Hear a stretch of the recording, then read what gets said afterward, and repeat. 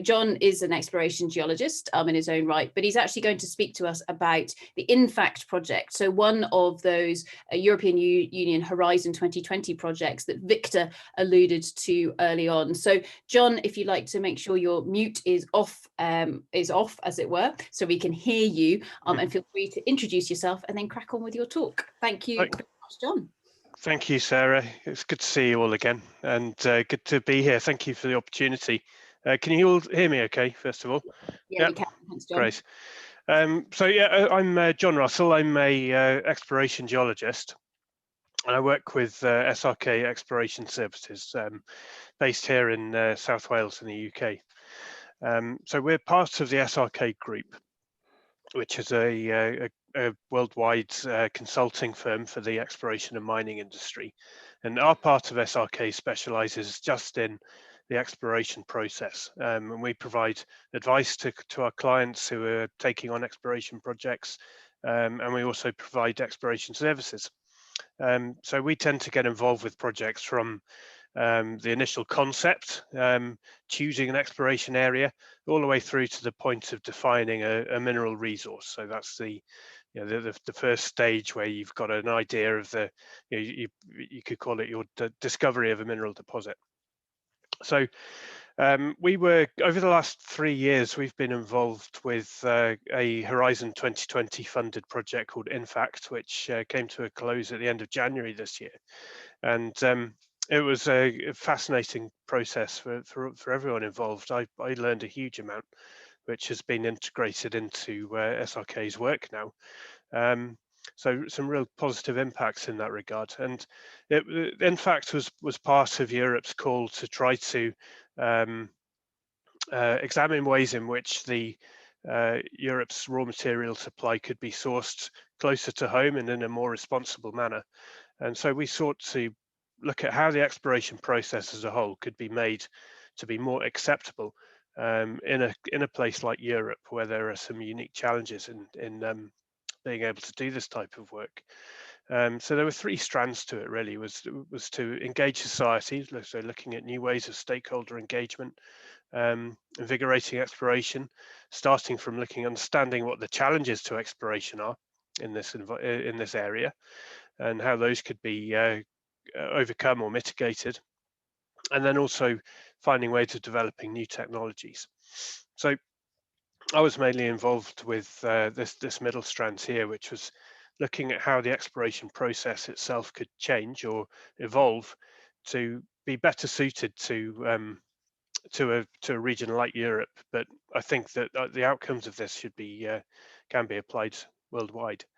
So I've got a very simple presentation with one slide, which is a product that we developed that we've called the Exploration Decision Tree. Okay, so the idea of this is to we want to demonstrate how good ESG practice, so good environmental, social, and governance practice, should be integrated from the very outset of an exploration program. What we often see is that ESG considerations are only really with the current business model, or the current way operations are run. And I think Murray was an ironic exception to this. He was way ahead of his time with the way he ran that program. But currently, these sorts of considerations are often only dealt with at relatively advanced stages, off the bottom of this chart that we have here, where you've got your mineral resource and you're thinking about the next stages, such as a scoping study, where you're really evaluating whether the project is viable or not. That's often the first time that people really take notice of the environmental and social context of the area they're working in, by which time several tens of millions of dollars may have been spent. And to the investor's point of view, the project has passed the point of no return. But at the same time, the social and environmental issues are, they're now very focused on a particular area, and it becomes increasingly difficult to mitigate any challenges that you may find there. So we argue that this type of evaluation needs to take place much earlier. So I'm going to walk you through this decision tree, and show you where some of the key decisions along the exploration process are, and where we're introducing ESG decisions as well. And we also show how these have the power to, or should have the power to be considered and with the same sort of weight as technical considerations, geological considerations, and potentially be able to stop projects or at least give reason to pause a project. So we start at the top here with an initial idea. So you're say, for example, you want to go and look for lithium deposits or any other critical raw materials. That's my focus, critical raw materials. But you want to pick an area. You may have chosen a country or part of a continent that you want to focus on. So you start with a prospectivity review. So this can all be done from your office. And you amass as much geological data and remote sensing data as you can, and you start to make some decisions as to whether this area holds the potential for the type of mineralization that you're looking for. If it does, you might home in your area to, say, the scale of a license area that you might consider applying for. So we're talking about maybe several tens or 100 square kilometers, for example. Now, at this point, you should consider doing what we call a ESG critical factor review. So this doesn't necessarily need a site visit. This is something, particularly in a place like Europe, which is blessed with an incredibly rich amount of data to access. You can do all of this remotely, and this is even before you've selected your license area or at least applied for it. So you can review that area and start to understand the environmental and social context that you're going to be working in, and understand if there's any critical challenges in there, critical factors in there, which could really influence the way your project is going to develop. And if there are some critical factors in there which clearly cannot be overcome, then you move on. You find another area, and you haven't spent, you've spent very, very little money at this point, and you've got the opportunity to move on and choose another area. If it's all looking good, then you can move forward and engage with local authorities, start talking about finance with people, and get in some license applications. Once you've got your license applications in, then your team of geologists will go out and start doing that first phase of fieldwork, so reconnaissance exploration. So this is just familiarizing yourself with the area. But I think at this point you should bring along a social practitioner with you. They should be part of that first field team, so that they can start talking to regulatory authorities as well. They can start understanding in real life what the environmental and social context is on the ground, and start to provide some recommendations as to how the exploration program should be performed, to accounting for those factors. All of those findings, and this is where the holistic approach comes in, should be integrated. So your field report should include obviously your observations of the geology and the mineral potential, but also your ESG findings and what that means for the process going forwards. Let's hope that everything is positive and you haven't found any fatal flaws yet, and you can move forward to the main meat of the exploration program. So you've got logistical considerations here, noting health and safety, technical considerations. So these are the types of work you might be doing at this stage, from reconnaissance type work all the way through to drilling. And then ESG. So the ESG side of things here is again, it's really building up your understanding of the context. So understanding who your stakeholders are in that area. Coming up with an early engagement plan, a grievance mechanism. How do you manage complaints about your drilling program, for example, or your geologists wandering all over the fields? A data management system. Everything needs to be recorded well, and you need to be able to evidence that in future. Natural resource use. How do you protect that? Are there water sources nearby? Is there farmlands? Murray was an excellent example there of working with farmers to minimise impacts to them. You need a continuous dialogue with your stakeholders, and all of that needs to be evidenced. This will put you streets ahead when it comes further down the line to your social impact assessment and environmental impact assessment. You will already have a really good understanding of the main of the social setting and environmental setting of the area that you're working in. But most importantly as well, this continuous dialogue builds up trust and tolerance with people who live and work in the area. They get to know you, you get to know them, and if you do that in an open and transparent way, they're much more likely to accept you being in that area and allow you to continue your work, because you'll be doing it in a way which hopefully ideally benefits them. You're part of this process, which we'll be talking about later today, is identifying shared value as well, and how you can deliver other benefits other than development of your mineral project. But it's all about building relationships and taking them forward with you on this journey. So again, after this, the main bulk of exploration, which may go on for a couple of years, you collate all of this, and again, you're looking at things through a very holistic lens, taking into account all of your technical outcomes and your ESG results as well. And then you just have some simple decisions to make. Is it all positive? Great, you move on. You validate that target, and that might be some early stage economic analysis, for example. And then you produce your mineral resource estimate. That's the point at which this process stops. And what we'll see in a lot of these mineral resource reporting codes, such as PERC or JORC or SAMREC, for example, I think what we're going to see in the future are the environmental and social modifying factors. As geologists, we're used to seeing economic modifying factors going into part of the resource definition process, but we're going to start to see ESG modifying factors as well.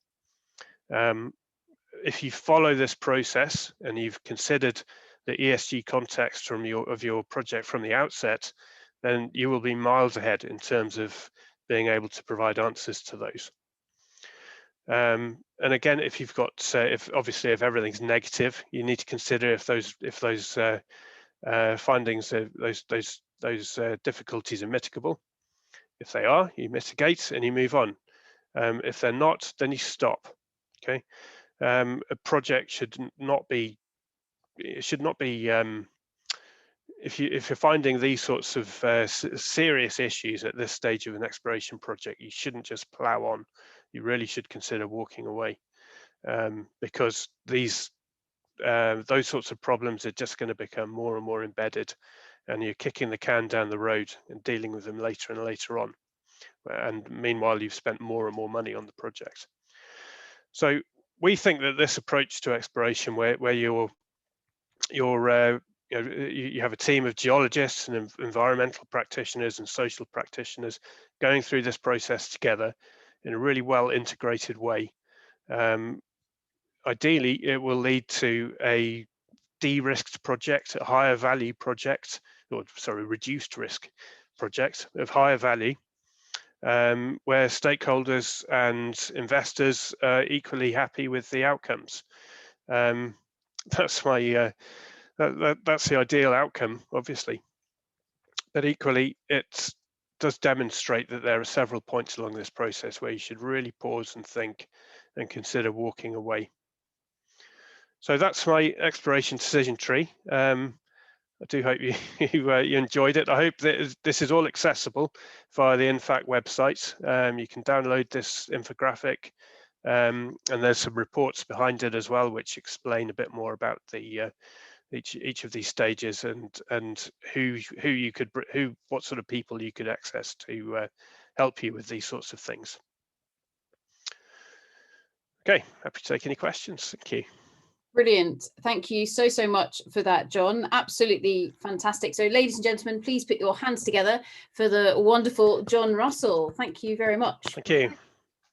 And also just as well to remind everybody that any questions that you've got, please post them into the Q&A or into the chat, or if you're watching on YouTube, do post them in the chat there as well, and we will attempt to bring them into our discussion, as well as questions from Twitter, LinkedIn, and any other channels, smoke signals, homing pigeons, stuff like that, all will be accepted.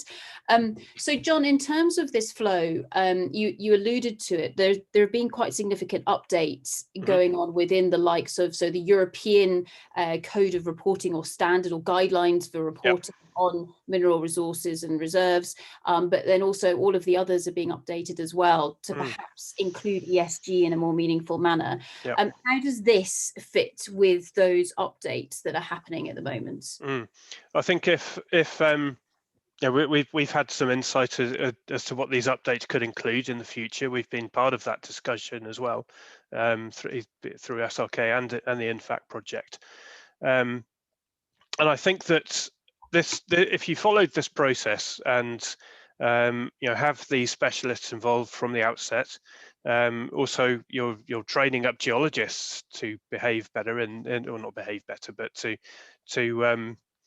have more capabilities in this regard, then I really do think that you'll come out at the resource reporting stage where you have to consider what the reporting requirements are, and I think you'll find you'll tick a lot of the boxes that are going to be asked if you've built up that level of information about your environmental and social context. You understand your stakeholders, you understand what the opportunities and risks to your project are. I actually think you'll be in pretty good shape to answer a lot of the questions that are going to be posed in updates to these reporting codes. So really, they'll be looking for material factors from an environmental and social and governance perspective, which could affect the chances of your mineral resource becoming economically viable. So this is your reasonable prospects for eventual economic extraction. So with that as well then, Jon, because obviously as soon as you start bringing in specialists to help you, if you're a tiny little company, that's going to cost a huge amount of money relative to the budget you've got. Is this something here where actually almost as the founders of a junior company or a project, you should have somebody who brings that expertise, or is it something that the geoscientists or the people who bring the money actually should have that expertise within themselves? Which way do you think that going? Yeah, two good questions there. First of all, on the cost, it's not a huge amount of money that we're talking about here. It's compared to some of the exploration approaches you might use, this is order of magnitude lower cost. If you compare a geophysical survey, for example, to a early stage ESG context scan or risk assessment, honestly, it's not a great deal of money. And our view is that the value of doing that or doing that reduces risk of the project to the point where it increases the value quite substantially, by substantially more than you've paid for that sort of work to be carried out. So I think owners of these projects, these small junior companies, they really need to recognise the value add that this approach can bring. So that's one reason not to worry too much about the additional cost. I really do think they'll see it back in spades. Secondly, should geologists be doing this kind of work? Ideally not, but in real life, yes, they will be. We see it all the time where geologists, sometimes junior geologists, even brand new graduates, they're the first people in the field, first people to start meeting local stakeholders. And that could possibly be the case for some time yet.